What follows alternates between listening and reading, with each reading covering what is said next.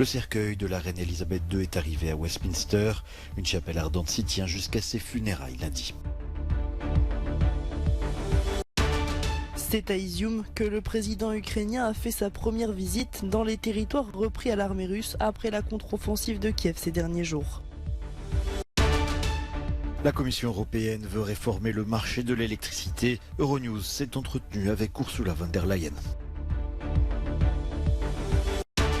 Depuis le Kazakhstan, le pape a critiqué l'instrumentalisation de la religion dans une pique implicite au patriarche orthodoxe russe Kirill, proche de Vladimir Poutine.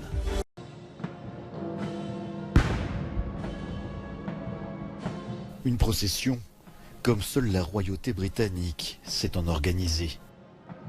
Le cercueil de la reine Elisabeth II a traversé les rues de Londres aujourd'hui, devant des milliers de Britanniques et sous les yeux des membres de la famille royale.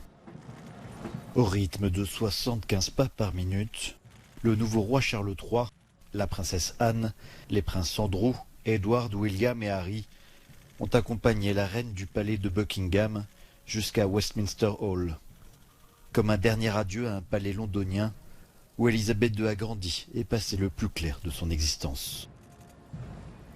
La monarque britannique ayant servi le plus longtemps va reposer en la chapelle ardente située dans cette partie la plus ancienne de Westminster.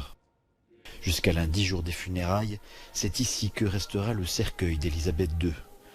Devant les caméras du monde entier, et selon un protocole respecté à la lettre, la famille de la reine, puis les membres du gouvernement et du Parlement ont pu se recueillir. C'était ensuite aux Britanniques de lui rendre un dernier hommage. Preuve de l'amour qu'avaient nombreux d'entre eux pour leur reine, une file d'attente s'est formée depuis plusieurs jours pour espérer l'apercevoir une dernière fois. Les funérailles nationales se dérouleront à Westminster lundi à 11h heure locale, avant qu'elle ne soit définitivement enterrée à la chapelle Saint-Georges de Windsor.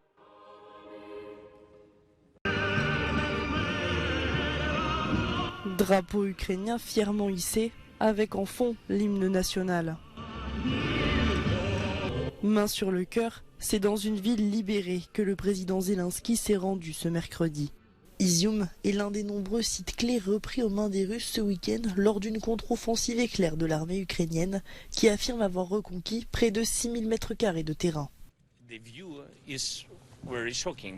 Cette vision est très choquante. Mais ce n'est pas un choc pour moi, parce qu'on a commencé à voir les mêmes images de Boutcha depuis les premiers territoires libérés.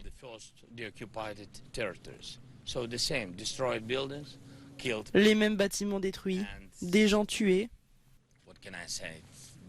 Et que puis-je dire? C'est la partie de notre histoire réelle. Et c'est ce que la nation russe moderne fait.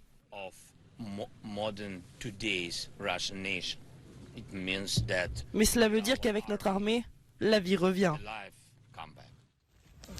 Les stigmates de nombreux bombardements du Kremlin. Terrés dans leurs habitations sous occupation russe, la population redécouvre une ville méconnaissable. Des appartements détruits, pillés et les premières traces de torture sur certains corps. L'Ukraine redoute désormais la découverte de nombreux crimes de guerre dans les villes libérées. L'Institut pour l'étude de la guerre affirme que le Kremlin a reconnu sa défaite dans l'oblast de Kharkiv pour la première fois depuis le début de l'invasion de l'Ukraine en février 2022. Avant, Moscou n'avait jamais admis que la Russie avait été vaincue autour de Kiev, puis plus tard à l'île des Serpents. Elle avait parlé d'un geste de bonne volonté de sa part et a affirmé vouloir prioriser la libération du Donbass. La contre-offensive ukrainienne se déroule toujours dans toute la région de Kharkiv, c'est-à-dire au nord-est de l'Ukraine. La ligne de front dans ce territoire se rapproche maintenant des frontières du territoire revendiqué par les séparatistes pro-russes autoproclamés de la soi-disant République populaire de Lougansk. Selon les autorités ukrainiennes, il y a maintenant un assaut sur Liman et il pourrait y avoir une avance sur Siversk. Mais selon les chefs autoproclamés de ces territoires, Liman reste bel et bien entre leurs mains et la situation est désormais stabilisée dans cette partie du Donbass. La contre-offensive se poursuit aussi dans le sud de l'Ukraine, dans la région de Kherson, avec de violents combats sur toute la ligne de front avec les deux régions voisines, Mykolaïv et un peu plus au nord.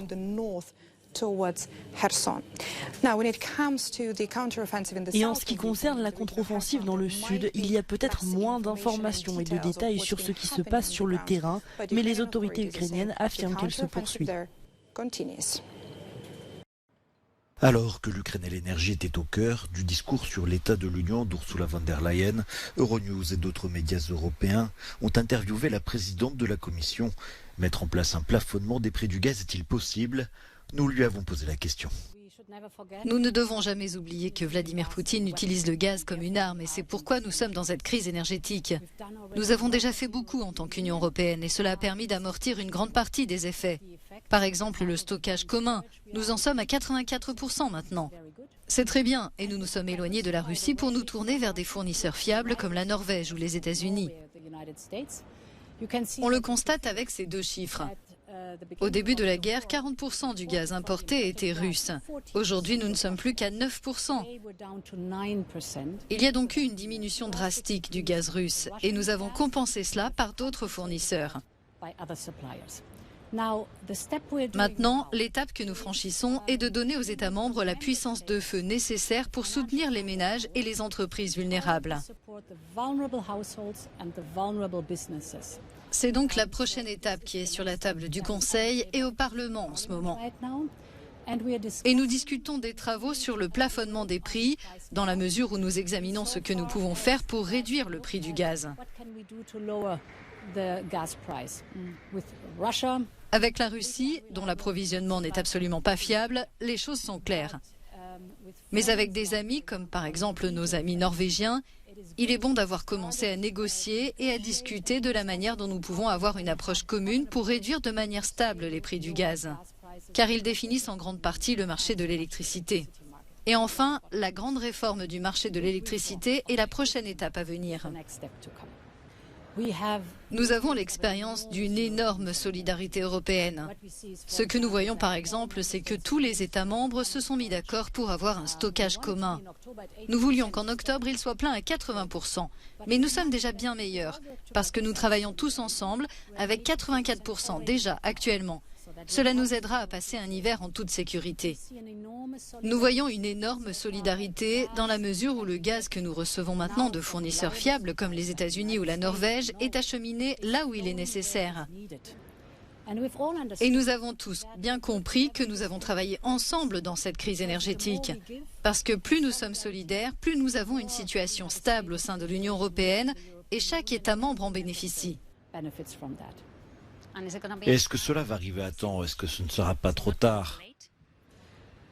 Actuellement, sur la table du Conseil et au Parlement, il y a une proposition sur la manière de fournir une puissance de feu financière aux États membres, au gouvernement, afin qu'ils puissent soutenir les ménages et les entreprises vulnérables. Il s'agit d'environ 140 milliards d'euros qui seront investis dans ce domaine. Au lendemain de son arrivée au Kazakhstan pour une visite de 3 jours dans le plus grand pays d'Asie centrale, le pape François a célébré une messe devant 3000 personnes. Cette ancienne république soviétique compte moins de 1% de catholiques, 70% de musulmans et 25% d'orthodoxes. C'est un événement important pour tout catholique. La visite du pape François alimente l'énergie de notre foi. Ce mercredi toujours, à l'ouverture d'un congrès interreligieux dans la capitale Nour-Sultan, le pape a mis en garde contre l'instrumentalisation du sacré et appelé à ne jamais justifier la violence. Une pique implicite qui viserait le patriarche orthodoxe russe Kirill, proche de Vladimir Poutine et fervent défenseur de l'invasion russe en Ukraine.